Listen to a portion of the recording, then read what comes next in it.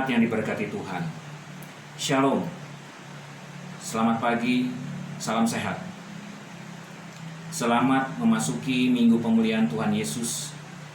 Saudara jemaat, mungkin saja ada sebagian orang yang hanya marah dengan adanya bencana dan enggan menemukan pelajaran hidup di balik peristiwa itu. Ada yang menyalahkan pemerintah atau menyalahkan Tuhan. Mengapa harus terjadi?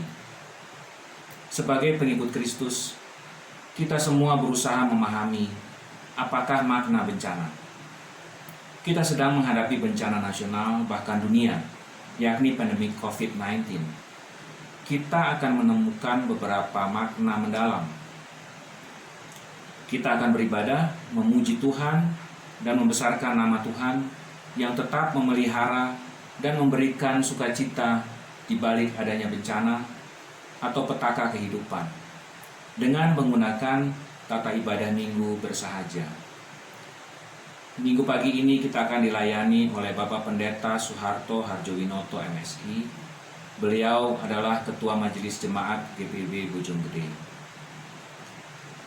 Untuk itu marilah kita memuji Tuhan dengan menyanyikan Gita Bakti 300 ayat 1 dan 2, Kepadamu ku berdoa.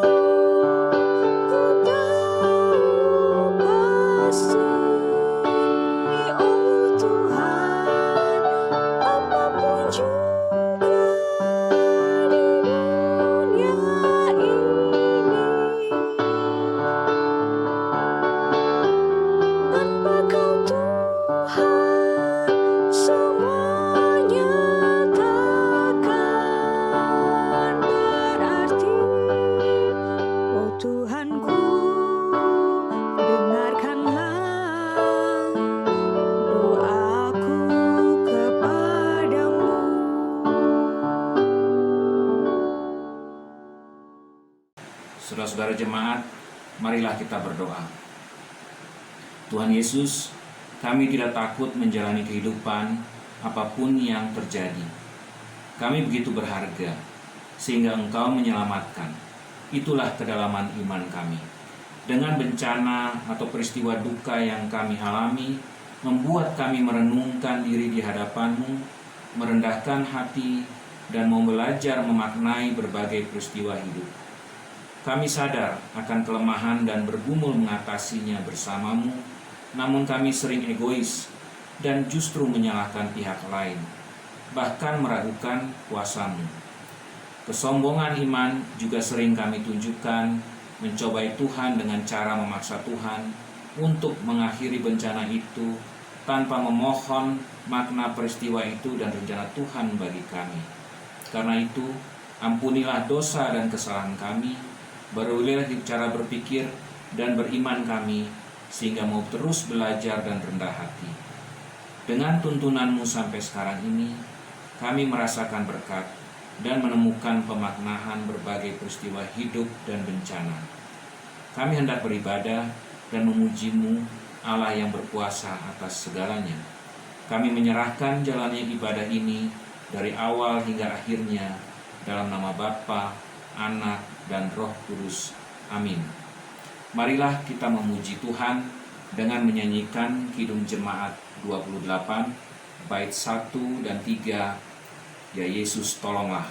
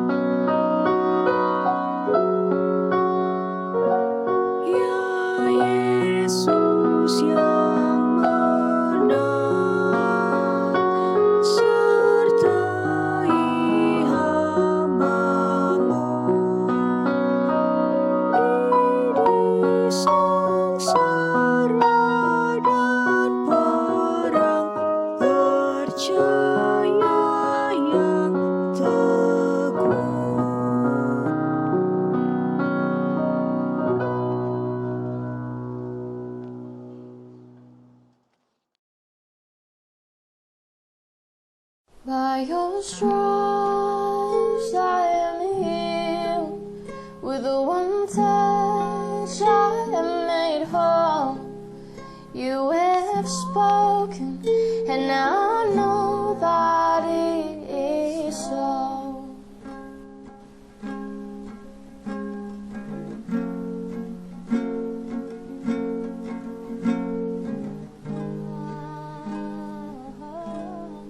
There is a promise that points beyond my failures. There is a still voice to silence all my fears. 'Cause even the worst of my mistakes are miracles in the making. Miracles in the making. By your stripes I am healed, with one touch I am made whole. You have spoken, and I know that it is so.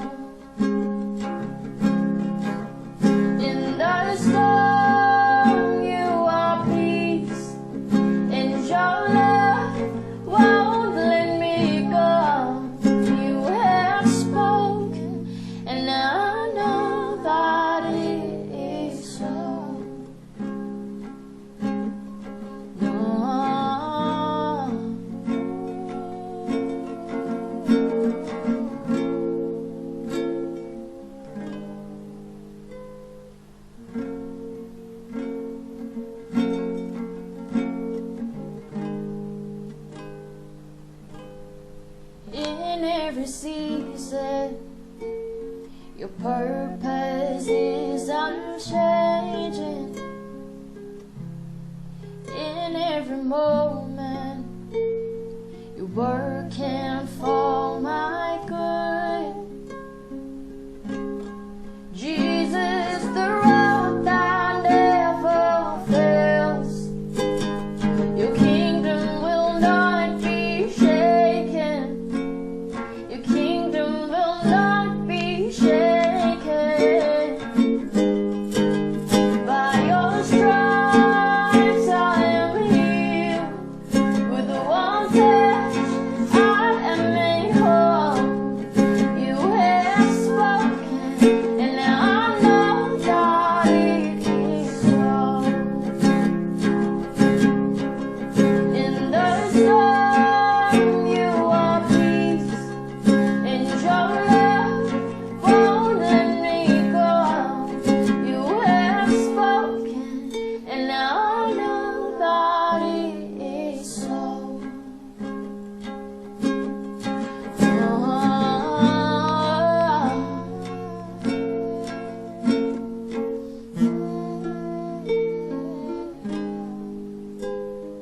Your word is settled in heaven, it will be done.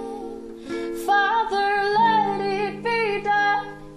Yours is the kingdom forever, your will be done.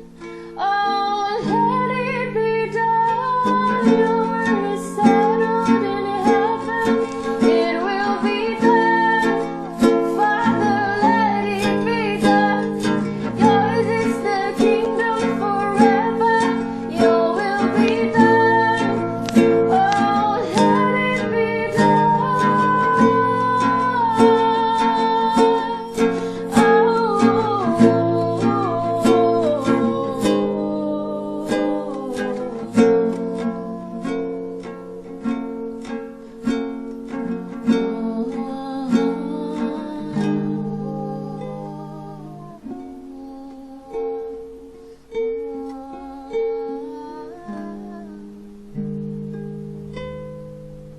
By your stripes I am healed. With one touch.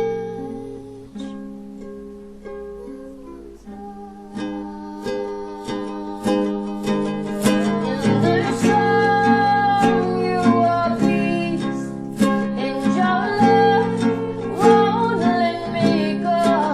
You have spoken, and I know that it is so. You have spoken, and I know that it is so.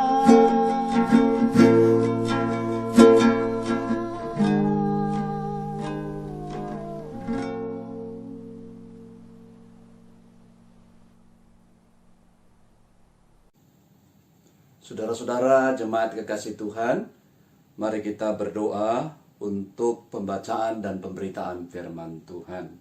Mari kita berdoa. Ya Tuhan Raja mulia, bimbinglah kami dengan Roh Kudus-Mu, sehingga dalam membaca dan merenungkan firman, kami memahami dan dituntun pula untuk melakukannya.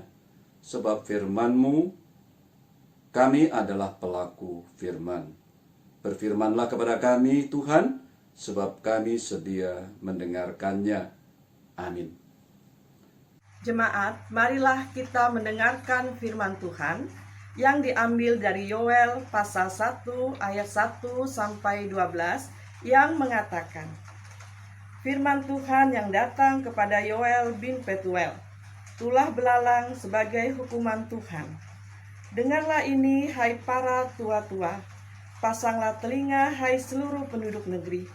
Pernahkah terjadi seperti ini dalam zamanmu atau dalam zaman nenek moyangmu? Ceritakanlah tentang itu kepada anak-anakmu, dan biarlah anak-anakmu menceritakan kepada anak-anak mereka, dan anak-anak mereka kepada angkatan kemudian. Apa yang ditinggalkan belalang pengeriap telah dimakan belalang pindahan. Apa yang ditinggalkan belalang pindahan telah dimakan belalang pelompat. Dan apa yang ditinggalkan belalang pelompat telah dimakan belalang pelahap. Bangunlah hai pemabuk, dan menangislah. Merataplah hai semua peminum anggur, karena anggur baru, sebab sudah dirampas dari mulutmu anggur itu. Sebab maju menyerang negeriku suatu bangsa yang kuat dan tidak terbilang banyaknya. Giginya bagaikan gigi singa, dan taringnya bagaikan taring singa betina. Telah dibuatnya pohon anggurku menjadi musnah, dan pohon arahku menjadi buntung. Dikelupasnya kulitnya sama sekali, dan dilemparkannya, sehingga carang-carangnya menjadi putih. Merataplah seperti anak darah yang berlilitkan kain kabung, karena mempelai kekasih masa mudanya.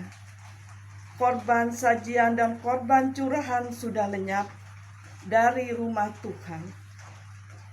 Berkabunglah para imam, yakni pelayan-pelayan Tuhan.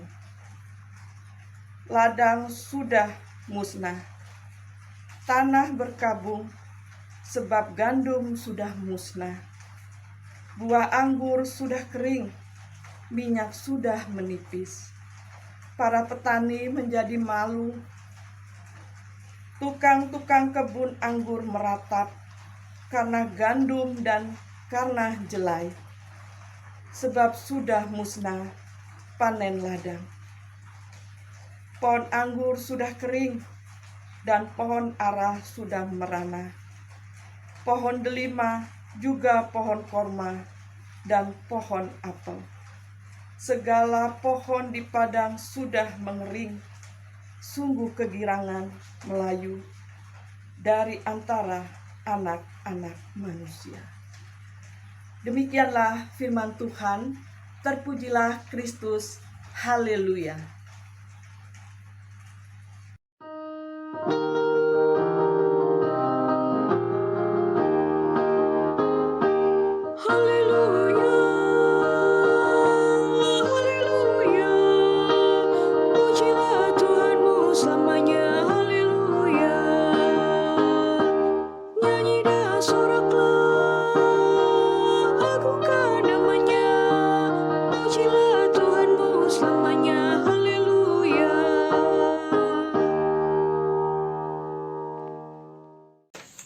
Saudara-saudara jemaat kekasih Tuhan, ada fenomena beragama itu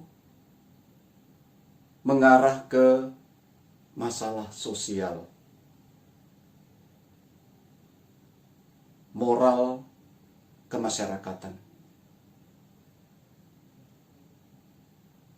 Mereka menggeneralisasi bahwa ada yang salah kalau suatu bencana itu terjadi. Masalah itu begitu berat. Ada dosa. Saya tidak hendak menampik masalah itu. Tetapi tidak hanya masalah dosa, atau juga tidak. Terkadang sebuah permasalahan itu datang dari luar dan diizinkan Tuhan terjadi untuk mendidik kita. Karena itu kita tidak bisa menggeneralisasi bahwa suatu permasalahan itu karena dosa semata. Lalu orang mencari-cari, dosa apa ini dibuatnya? Sehingga ada peristiwa ini, ada bencana ini. Sebenarnya sudah sangat jelas ya, bahwa Tuhan tidak menginginkan kita seperti itu. apalagi mencari yang salah begitu rupa, menghakimi. Karena itu dalam Roma 14 ayat 13 kita dikatakan begini, karena itu janganlah kita saling menghakimi lagi, tetapi lebih baik kamu menganut pandangan ini, jangan kita membuat saudara kita jatuh atau tersandung. Karena itu saya tidak akan masuk dalam merenungkan firman Tuhan ini dari penghakiman ya, terhadap seseorang, apalagi mencari kesalahan. Kita akan fokus mencari makna dari sebuah peristiwa berat atau bencana yang kita alami. Fenomena ini terjadi di sepanjang waktu. Jadi kita juga bisa memahami jika ada sebagian orang melakukan hal seperti itu. Sebagai contoh, cara menghakimi seperti ini dangkal dan hanya keinginan rohani seseorang. Kasus tsunami Aceh. Ada seorang percaya mengatakan, ini karena dosa masyarakat situ. Karena orang Kristen tidak boleh beribadah. Tetapi setelah itu bencana juga ya berlaku untuk saudara-saudara yang Kristen di Nias. Nah, orang tidak melakukan hal yang sama dengan itu. Kalau agama lain atau kepercayaan berbeda, dia dihakimi. Tetapi untuk saudaranya, tidak. Maksudnya yang sepaham. Saudara-saudaraku, kita tidak akan masuk dalam wilayah itu. Tetapi sebagaimana firman Tuhan saat ini, Yoel mengajak agar pendengar waktu itu dan kita sekarang itu merenungkan bencana atau peristiwa berat yang kita alami. Ayat 5 dan ayat yang ke-8 akan kita renungkan. Karena memang itulah ajakan atas peristiwa atau bencana belalang. Bangunlah hai pemabuk dan menangislah. Merataplah hai semua peminum anggur karena anggur baru, sebab sudah dirampas dari mulutmu anggur itu. Merataplah seperti anak dara yang berlilitkan kain kabung, karena membelai kekasih masa mudanya. Bangunlah, yang kelima. Jadi memang dalam beragama, dalam mengelola cara hidup, mereka terlena, tertidur. Betul mereka beribadah kepada Tuhan, tetapi mereka hanya sampai di tahap bagian luarnya dengan memberikan korban. Jadi kalau begitu korban dianggap sudah itu dia yang membuat mereka tidak lagi bertobat, membuat mereka enggan untuk melibatkan hatinya yang menyembah kepada Allah. Itu mereka jadi tertidur. Saudara-saudaraku, itu dia. Bahwa orang beragama bisa dia tertidur. Dia tidak lagi melihat bagaimana moralitas itu menurun.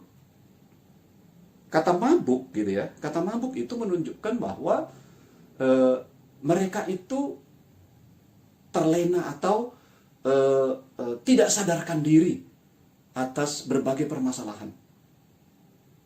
Kalau orang beragama sudah tidak menyadari siapa dirinya di hadapan Tuhan, bagaimana perilakunya, apa yang diperjuangkannya, apalah artinya semua itu. Karena itu, kritik dari Karl Marx pada awal sampai pertengahan abad 19, Mark ini anak seorang pendeta. Orang tuanya meninggal ketika dia masih kecil. Tapi kita tidak membahas itu, ya. Tapi ini sangat penting bahwa kita juga harus merenungkan. Saya juga tidak membawa kita untuk masuk di ajaran Marxisme, ya. Tetapi kritik terhadap cara beragama, agar agama tidak tidur, hanya menyenang-nyenangkan. Karena itu Marx mengatakan candu. Karena pada waktu itu, pada abad 19 itu, jadi agama itu justru mengiyakan saja, menyenang-nyenangkan saja, tidak melakukan kritik atau autokritik, mengkritik diri sendiri. Akhirnya, sama dengan apa yang terjadi pada zaman Yoel. Saudara-saudaraku, janganlah agama itu berubah menjadi candu, menjadi memabukkan. Kita juga hanya mencari yang menyenangkan kita. Karena itu ada juga permasalahan ketika orang hanya mencari kesenangan rohani.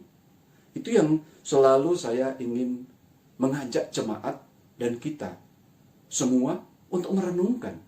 Kalau kita sudah jatuh hanya pada keinginan untuk menyenangkan diri kita, mungkin ya, ada kekurangan tertentu di persekutuan kita. Tidak serta-merta kita meninggalkannya mencari yang menyenangkan. Kita bisa memperbaikinya, tetapi janganlah hanya untuk sisi-sisi kesenangan. Karena kalau peristiwa-peristiwa itu dalam satu persekutuan atau Allah izinkan sebuah peristiwa terjadi, maka itu untuk mendidik kita. Kita semakin dekat padanya, kita mengasah, ya, mengasah begitu rupa kehidupan kita di dalam Tuhan. Kita ini bisa salah. Karena itu kita selalu rindu akan firman Tuhan, supaya dia menjadi berkat begitu rupa. Saya ingin mengajak kita untuk terbukalah dalam hidup ini. Lihatlah diri, tetapi biarlah orang lain juga melihat diri kita. Sehingga kita terbantu. Kita terbantu untuk kita bisa merenungkan peristiwa-peristiwa yang kita alami. Misalnya peristiwa pandemi corona ini. Kita kan perlu merenungkannya. Kita perlu, seperti ayat 8, merataplah. Kadang-kadang Bapak Ibu, saudara-saudaraku, kita tidak melakukan perenungan begitu rupa atas kehidupan ini. Kalau kita merenungkan, ada yang salah dalam kehidupan kita, maka kita bisa memaknai pandemi corona ini dengan baik. Tetapi kalau kita enggan, kita tidak merenung begitu rupa, kita sudah susah menghadapi pandemi ini. Kita tidak mendapatkan berkatnya, tetapi kita hanya mendapatkan kesusahannya. Saudara-saudaraku, jemaat yang saya kasihi, juga pendengar yang diberkati Tuhan Yesus. Saya yakin kita bersedia untuk merenungkannya. Perenungan itu diungkapkan di sini seperti seorang anak dara. Ya, anak dara ini dalam tradisi di Israel waktu itu, kalau dia sudah bertunangan, dia dianggap sebagai atau seperti suami istri. Mereka belum melakukan hubungan. Jadi ditinggalkan oleh kekasih masa mudanya. Nah, bagai begitu ya, bagai begitu. Itu kita renungkan pada ayat yang ke-8 ya. Merenungkannya karena apa? Karena hubungannya memang dengan Tuhan tidak terjadi dengan baik. Hubungan dengan Tuhan itu nyata yang tadi saya sampaikan tentang kurban. Jadi pada ayatnya yang ke-9 itu ya, itu kan ada upacara kurban. Mereka lakukan tetapi tidak dengan hati. Kalau hubungannya kayak begini, tentu tidak tepat. Harusnya direnungkan. Kemudian pada ayat 10 sampai 13 itu juga ekonomi penopang kehidupan supaya orang bisa berkarya dengan baik, tidak bisa berjalan juga dengan baik pula. Tentu saja Bapak Ibu Saudara-saudara, ini petaka kehidupan. Karena itu bencana belalang menjadi kesempatan yang penting. Disitulah peran dari Yoel, seorang nabi yang mau mengkritik tetapi kritik membangun. Mengapa ini bisa terjadi? Karena ada nabi istana. Nabi istana itu selalu memberikan nasihat kepada raja, tetapi hanya untuk menyenangkan raja. Akhirnya realitas sosial, kenyataan-kenyataan kehidupan tidak bisa dikelola dengan baik karena sudah semuanya baik apa adanya. Baik adanya. Dianggap semuanya tidak masalah. Apalagi orang percaya pasti disenangi oleh Tuhan dan semua akan menjadi baik. Nah, inilah yang selalu dilakukan, menyenangkan. Saudara-saudaraku, dengan begitu kita layak untuk melihat hubungan antara bencana ya,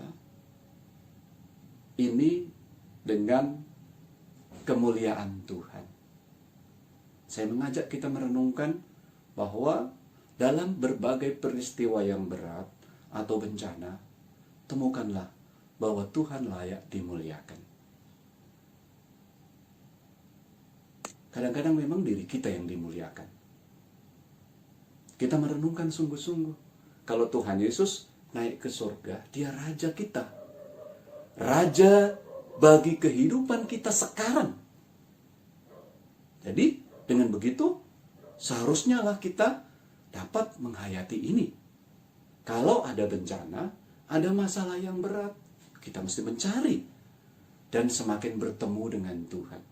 Karena itu berkatnya adalah semua peristiwa yang berat, termasuk bencana atau berbagai kesulitan, mendekatlah pada Tuhan. Jangan hanya mengatakan bahwa ini karena dosa. Itu namanya menggampangkan, menggeneralisasi saja. Tidak merenungkan apa-apa. Tetapi kalau kita mendekat kepada Tuhan, kita cek. Bagi saya, sebuah peristiwa ini berbeda dengan yang lain. Dan itu tidak apa-apa. Yang terpenting adalah saya dan yang lain itu punya hubungan dengan Tuhan. Bisa saja bencana ini juga bagi yang lain malah menjadi kesempatan untuk berkembang. Dan berbagai peristiwa yang lain yang menyulitkan seseorang, bagi yang lain itu berkat bagi seseorang. Kita juga sudah merenungkan di hari Kamis yang lalu ya, hari kenaikan Tuhan Yesus, bahwa berkat Tuhan itu ya ada beberapa hal gitu ya, beberapa berkat ya, termasuk berbagai kesulitan. Itu bisa menjadi berkat. Nah, kalau kita merenungkan begitu rupa, kita bisa. Ada seorang muda, dia mengalami kesulitan yang luar biasa. Tetapi dia bisa berhasil. Tetapi bagi orang lain, itu seperti kutuk.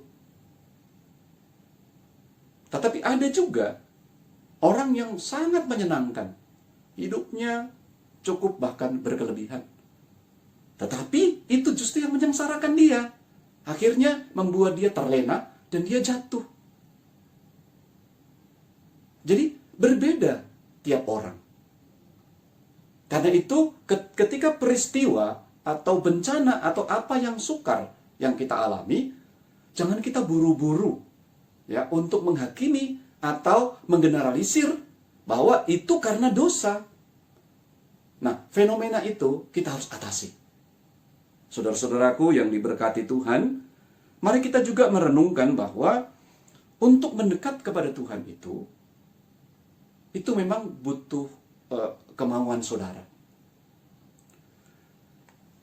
Saya merenungkannya begini, sebagai lembaga, saya seorang pendeta di GPIB. Saya juga turut bangga gitu ya, bahwa GPIB sebagai lembaga gereja, ya, lembaga agama, dia memberikan arahan. Akhirnya orang bisa mengikuti apa yang diputuskan oleh pemerintah. Ini bukan sesuatu yang asal saja, karena gereja juga, orang percaya juga, dia menghormati pemerintah, ya, karena pemerintah itu dipilih oleh Allah untuk kehidupan kita di dunia. Itu firman Tuhan. Jadi kita sebagai seorang Kristen, kita dituntun begitu rupa untuk menghayati itu, dan semakin menyatakan bahwa atau memberi kesaksian bahwa kita memang orang-orang yang merenungkan bahwa pemerintah Indonesia, pemerintah Negara Kesatuan Republik Indonesia itu ada karena Tuhan, atas rahmat Tuhan, dan kita mendukungnya. Karena itu apa yang diputuskan ya untuk kita mengatasi masalah pandemi ini, kita jalankan dengan setia. Nah, itu berarti kita mendapatkan berkat, kita bisa menghayati bahwa peristiwa ini terkait dengan penghormatan kita terhadap pemimpin. Kadang-kadang memang Bapak Ibu Saudara-saudaraku, di era atau di zaman yang demokratis seperti sekarang, orang boleh mengkritik gitu ya. Tapi faktor atau unsur kesetiaan ditinggalkan. Kesetiaan terhadap pemimpin ditinggalkan. Jadi dia akan masuk dalam nilai kritik saja. Apalagi kritiknya kadang-kadang dia sinis, dia tidak membangun. Ya itu akan menyulitkan juga gitu ya. Dengan begitu, seorang pemimpin dihadirkan oleh Tuhan untuk memang kita kritik, tetapi kritik membangun. Membantu dia begitu rupa. Karena kita menghormatinya. Nah, itu yang kita renungkan sebagai lembaga. Dan itu sangat menyenangkan. Itu mempunyai makna tersendiri dalam kehidupan kita. Dan itu kesaksian kita sebagai lembaga agama. Itu mendekat kepada Tuhan. Begitu juga mendekat secara pribadi. Secara pribadi, ada waktu untuk merenungkan. Dan kita tidak lagi bekerja di luar, tetapi di rumah. Nah, kita mungkin awalnya mengatasi kesulitan karena biasa keluar. Tapi setelah itu kita tahu bahwa ada berkatnya. Yaitu kita semakin merenungkan kehidupan di hadapan Tuhan. Saya pernah mengikuti acara Romo Yohanes di Gunung Karmel, Jawa Barat. Ini adalah kelompok Karmelit. Yang saya senang adalah bahwa hidup ini harus direnungkan. Firman Tuhan itu bisa berbicara sendiri kepada kita. Ketika kita, contoh sederhana misalnya, Tuhan mengasihi kamu. Kalau kita renungkan baik-baik, maka segala kesulitan kita, bencana, problem, kita renungkan bahwa Tuhan mengasihi kamu. Bahkan kalau kita terus berdiam diri dan merenungkan kehidupan kita, mungkin kita bertanya-tanya, apakah saya dikasihi Tuhan ketika ada bencana? Ketika saya mengalami kesulitan-kesulitan. Nah, firman yang kita renungkan terus, kita ucapkan, kita renungkan, kita gumuli dengan waktu-waktu anugerah Tuhan, disitulah Tuhan sedang berbicara Jadi perenungan itu penting sekali. Kita berdiam diri, izinkan Allah bicara. Kita membaca Alkitab, biarlah Tuhan bicara kepada kita. Saya mendapatkan berkatnya. Karena apa? Karena dalam perenungan itu kita ditarik begitu rupa untuk menemukan diri kita di depan Tuhan. Ya, kita bersaat teduh begitu rupa, janganlah kita hanya tergoda untuk begitu dikuasai oleh dunia. HP ditinggalkan, dimatikan, untuk benar-benar kita tidak mendengar apa-apa dari informasi dunia, untuk kita bisa berfokus untuk Allah bicara. Di situ, Bapak Ibu yang diberkati Tuhan, saudara-saudaraku, marilah kita benar-benar merenungkan kalau Tuhan Yesus itu Raja, kita hamba. Dia Raja di atas segala raja, Dia mulia, kita hina dan fana.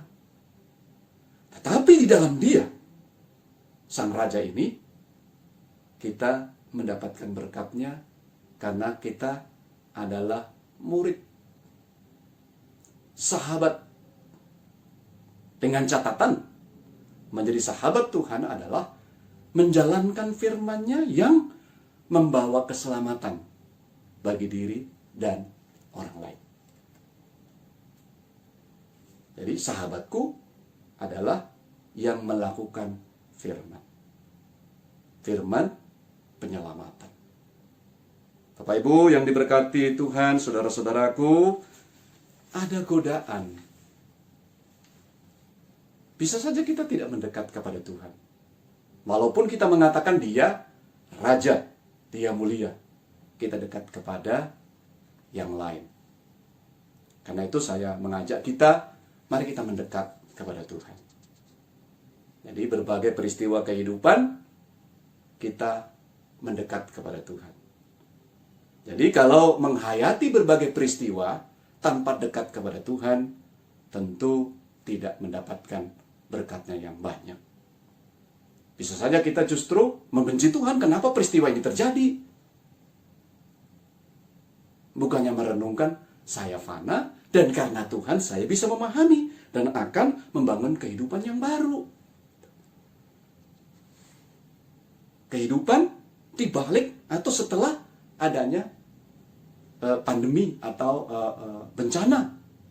Karena itu saya juga menghayati, dan saya mengajak kita semua menghayati, bahwa dengan adanya pandemi corona ini, kita mesti membangun kehidupan ke depan sesuai dengan arahan-arahan, dan kita tentu menyesuaikan diri dengan situasi yang baru. Karena itu tentu saja ya, kita bisa hidup lebih sehat, bisa lebih menjaga jarak, ya, kita lebih saling mengasihi, membantu satu dengan yang lain. Karena itu mari kita bersama-sama membangun kehidupan ini begitu rupa, dan kita sampailah pada sebuah pernyataan iman. Bencana atau kesulitan hidup membuat kita mendekat kepada Tuhan. Inilah berkat yang luar biasa, karena kita dalam hidup ini semakin dekat dengan Sang Raja mulia. Tuhan memberkati kita. Amin. Saudara-saudara jemaat, mari kita merespons pelayanan firman Tuhan ini dengan menyanyikan Gita Bakti 259 bait pertama dan ketiga, Saat Bencana Melanda Hidupmu.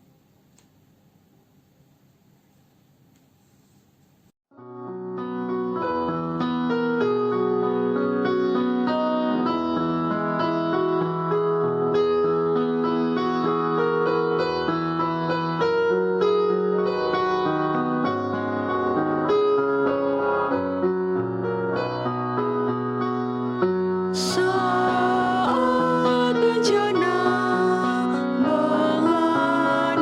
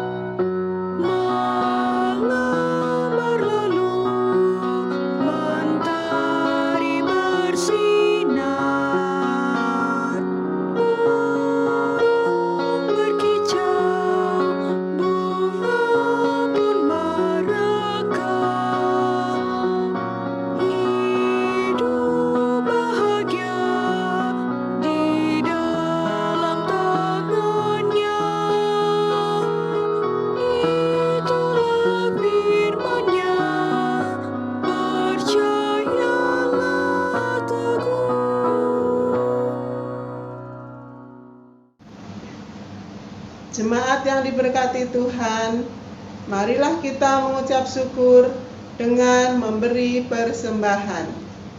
Persembahan yang jemaat berikan dapat disampaikan saat kita beribadah di gereja atau dapat disampaikan melalui rekening gereja dengan menyampaikan bukti transfer ke bendahara. Dengarkanlah nas Alkitab dari Mazmur 96 ayat 8 yang menyatakan, "Berilah kepada Tuhan kemuliaan namanya, bawalah persembahan dan masuklah ke pelatarannya." Tuhan memberkati saudara dan persembahan saudara. Mengiringi persembahan, kita memuji Tuhan dengan menyanyikan kitab Bakti 80 bait 2. Mari bawa persembahan.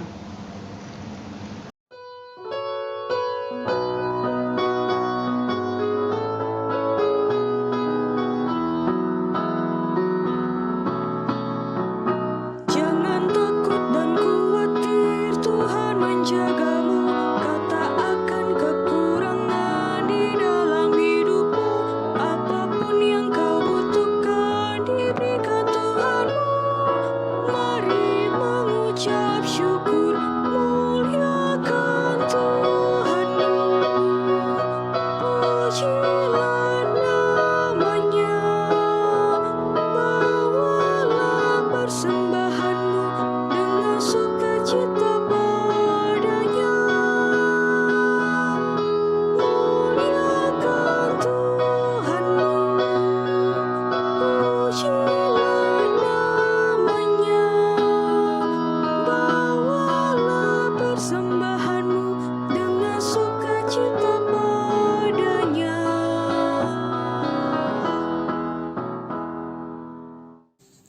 Saudara-saudara jemaat, mari kita berdoa syafaat. Mari kita berdoa. Tuhan, kami mengucap syukur kepadamu karena kami dituntun untuk memaknai bencana, peristiwa yang berat yang kami alami. Yang kami dituntun untuk mendekat, menjalin hubungan yang khusus dengan Tuhan, sehingga kami tahu kami menemukan berkat yang luar biasa untuk kami hidup baru ke depan. Kami mohon ya Allah, berkat-Mu untuk kami semua yang mendengarkan firman Tuhan ini. Agar kami bertemu dengan Tuhan Yesus yang begitu mengasihi. Kami beragama dengan hati kami yang tertuju kepadamu. Sehingga kami membawa kehidupan yang semakin baik ke depan bagi yang lain. Dan kami doakan agar di balik peristiwa atau bencana atau pandemi atau kesulitan hidup apapun, kami semakin dekat padamu. Kami berdoa untuk semuanya.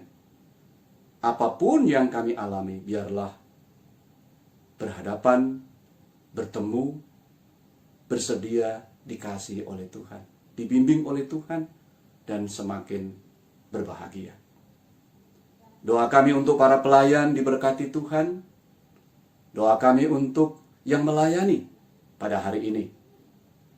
Baik itu pelayan liturgi, pelayan firman, pemusik, pemandu lagu, dan mereka yang mengedit, Saudari Felis dan Saudari Lisa, jemaat yang menyaksikan, mengikuti ibadah, dan juga yang lain yang ikut untuk menemukan berkat melalui ibadah ini. Kami doakan semuanya. Mereka yang sakit, Tuhan sembuhkan. Mereka yang keluar dari rumah sakit, mereka yang ada dalam pemulihan, kami doakan pula, Tuhan, Engkaulah tabib, berikanlah pemulihan kepada mereka. Mereka yang berulang tahun, kami doakan agar mereka dilengkapi sukacitanya dengan merenungkan firman Tuhan ini, bahwa dalam perjalanan hidup mereka juga ada hal-hal duka, ada bencana, ada berbagai kesulitan. tetapi semakin dekat dengan Tuhan karena Tuhan sangat menyayangi, mengasihinya, baik itu ulang tahun kelahiran maupun ulang tahun perkawinan. Kami berdoa menyerahkan berbagai upaya pemerintah dengan gugus tugas untuk menangani COVID-19 ini. Diberkati Tuhan, baik itu ditangani di pusat maupun di daerah. Juga pemerintah mohon diberkati Tuhan. Kami juga berdoa untuk masyarakat, untuk mereka yang sulit karena terkena PHK atau terdampak lainnya dalam penanganan virus corona ini. Tuhan memberikan kecukupan dan pakailah kami. Pakailah anggota masyarakat untuk merenungkan hidup bahwa kami berguna. Kami membantu mereka dan itu adalah cara hidup bersama yang baik. Kami berdoa menyerahkan kepada Tuhan. Mohon berkat penyertaan-Mu atas kehidupan yang Tuhan anugerahkan. Juga kami berdoa untuk pimpinan kami, Majelis Sinode, juga sinode-sinode gereja lainnya, lembaga-lembaga agama, dan mereka yang peduli dan hidup bersama di tengah berbagai pergumulan saat ini. Tuhan memberkati semuanya. Kami juga mohon Allah campur tangan dalam kami memberi, agar kami tulus memberi. Karena itu pemberian yang kami lakukan saat ini, persembahan syukur kami sampaikan kepada Tuhan. Dan kami mendapatkan berkat-Nya. Karena Tuhan mengajarkan kepada kami untuk memberi. Sehingga hidup kami berguna bagi yang lain. Pelayan-Mu, pengurus gereja, akan mengelola berkat ini dengan baik. Kami juga doakan supaya semua yang kami berikan dipergunakan untuk kemuliaan nama-Mu. Terpuji Engkau, inilah kami yang berdoa kepadamu di dalam nama Tuhan Yesus yang mengajar kami berdoa bersama.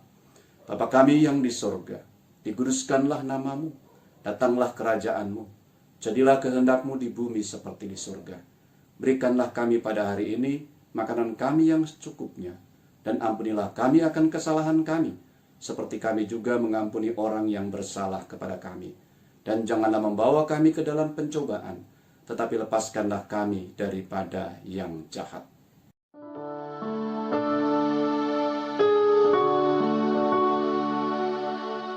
Karena Engkaulah yang empunya kerajaan dan kuasa dan kemuliaan sampai selama-lamanya.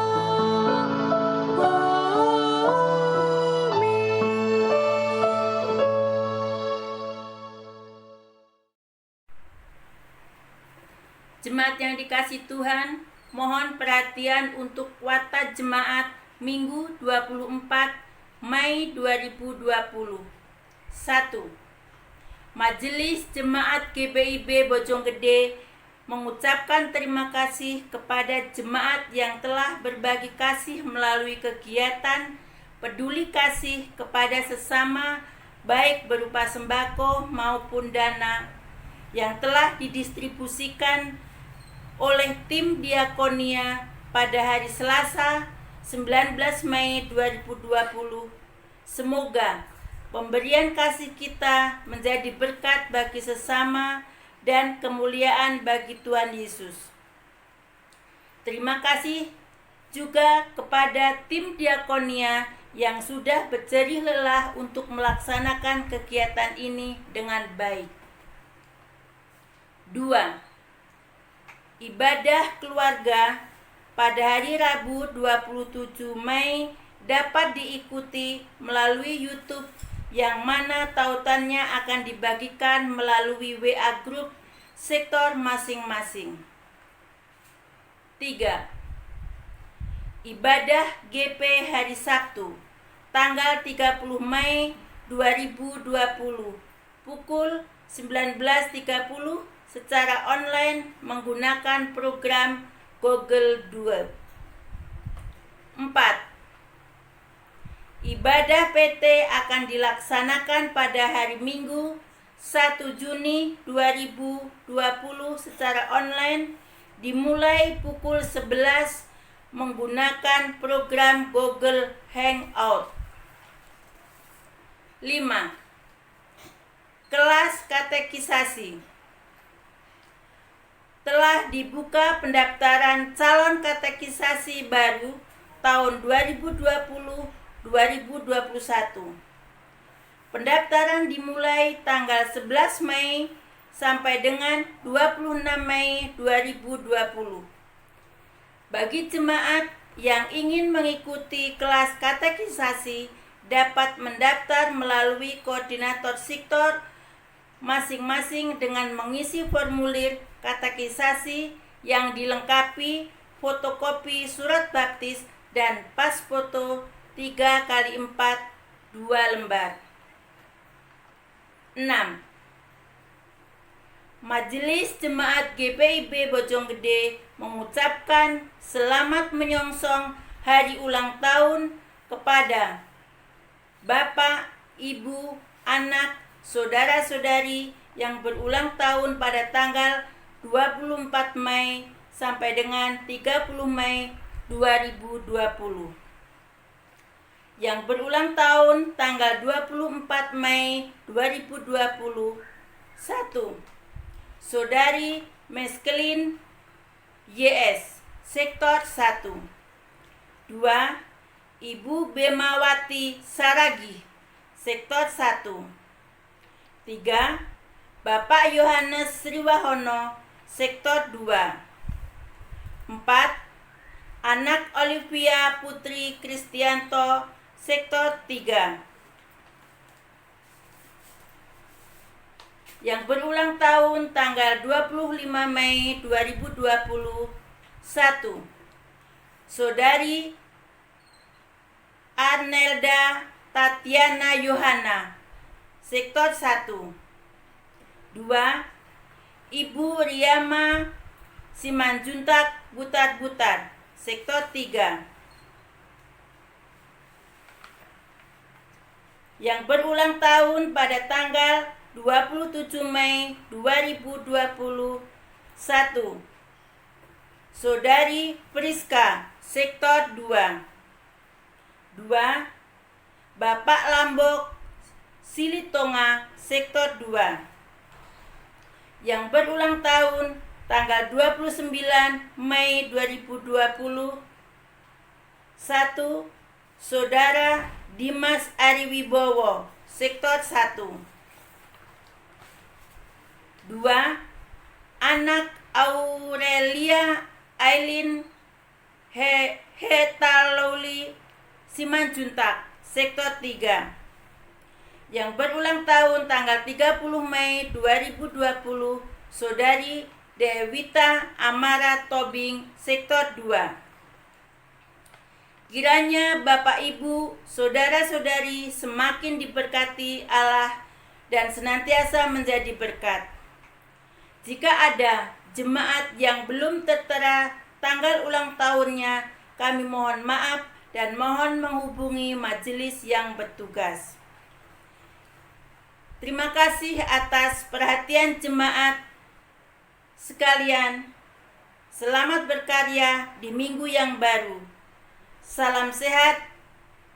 Tuhan Yesus memberkati kita semua. Amin. Saudara-saudara jemaat, kita selalu meyakini bahwa setiap peristiwa seberat apapun selalu memiliki makna mendalam jika hal itu kita pahami ada dalam kasih Kristus. Marilah kita tetap percaya akan kasih Allah yang besar di tengah berbagai kesulitan ataupun bencana yang melanda. Yakinilah Allah di pihak kita yang percaya. Mari kita memuji Tuhan dengan menyanyikan Kitab Bakti 254, baitnya yang pertama, apakah kau mau jadi pemenang?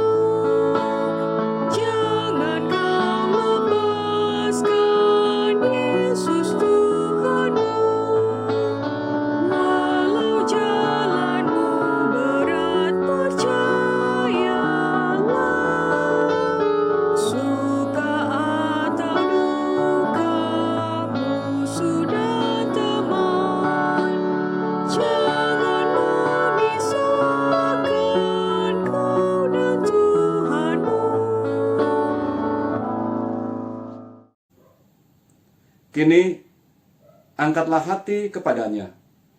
Hiduplah dalam damai sejahtera dan terimalah berkat Tuhan. Tuhan memberkati engkau dan melindungi engkau. Tuhan menyinari engkau dengan wajah-Nya dan memberi engkau kasih karunia. Tuhan menghadapkan wajah-Nya kepadamu dan memberi engkau damai sejahtera.